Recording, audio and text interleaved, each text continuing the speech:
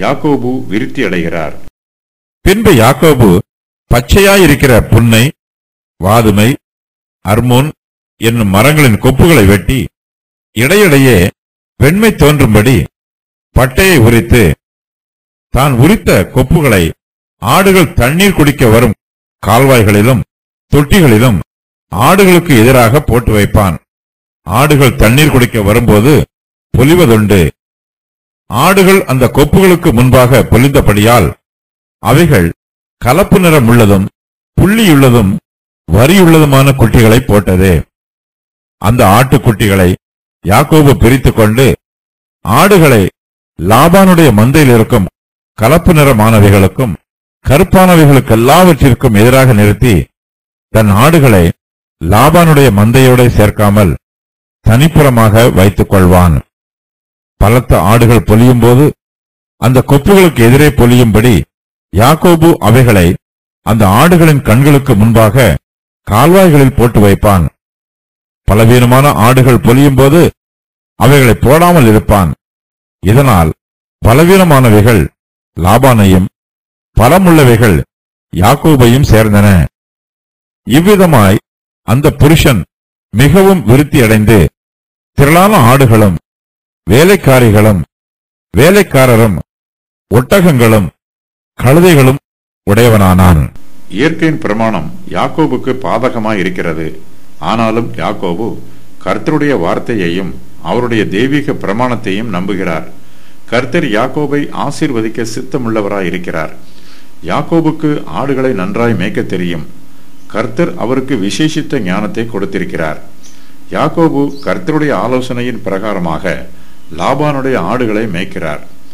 யாக்கோபு பச்சையாய் இருக்கிற புன்னை, வாதுமை, அர்மோன் என்னும் மரங்களின் கொப்புகளை வெட்டி இடையிடையே வெண்மை தோன்றும்படி பட்டையை உரித்து தான் உரித்த கொப்புகளை ஆடுகள் தண்ணீர் குடிக்க வரும் கால்வாய்களிலும் தொட்டிகளிலும் ஆடுகளுக்கு எதிராக போட்டு வைக்கிறார்.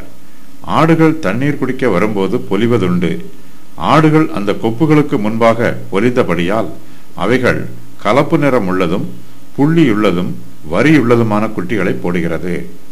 தனக்கு கருப்பு நிற ஆடுகளும் புள்ளியும் வரியும் உள்ள ஆடுகளும் உற்பத்தியாக வேண்டும் என்பதற்காக யாக்கோபு இயற்கையில் பலவிதமான தந்திரங்களை எல்லாம் செய்கிறார்.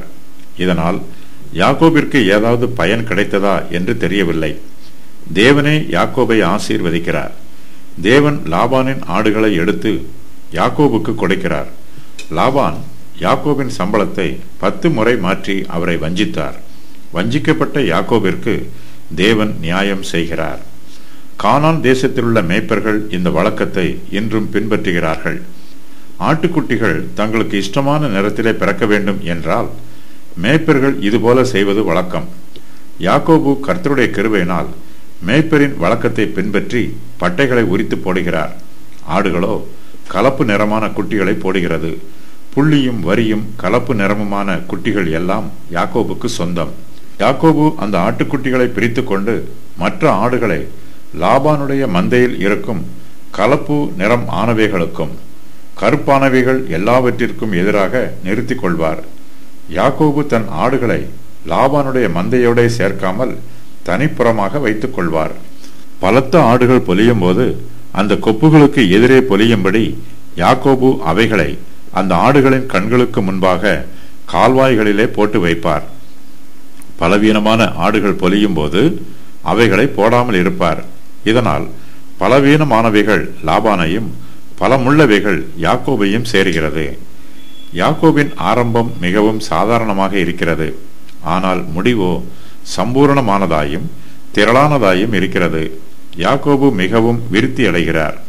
அவர் திரளான ஆடுகளும் வேலைக்காரிகளும் வேலைக்காரியரும் ஒட்டகங்களும் கழுதைகளும் உடையவராகிறார். நாம் அற்பமான ஆரம்பத்தை அசட்டை பண்ணக்கூடாது. கர்த்தர் கொஞ்சத்தில் உண்மை உள்ளவர்களை அநேகத்தின் மேல் அதிகாரியாக்குவார். யாக்கோபு கொஞ்சத்திலே உண்மை உள்ளவராய் இருந்தார். கர்த்தர் அவருக்கு திரளான ஆசீர்வாதத்தை கொடுத்தார். யாக்கோபு ஆரம்பத்தில் உண்மையுள்ள வேலைக்காரராய் இருந்தார். இப்போதோ அவர் கர்த்தருடைய கிருபையினாலும் உதவியினாலும் ஒத்தாசையினாலும் அனுக்கிரகத்தினாலும் திரளான ஆடு மாடுகளுக்கும் ஐஸ்வர்யத்திற்கும் எஜமானராய் இருக்கிறார்.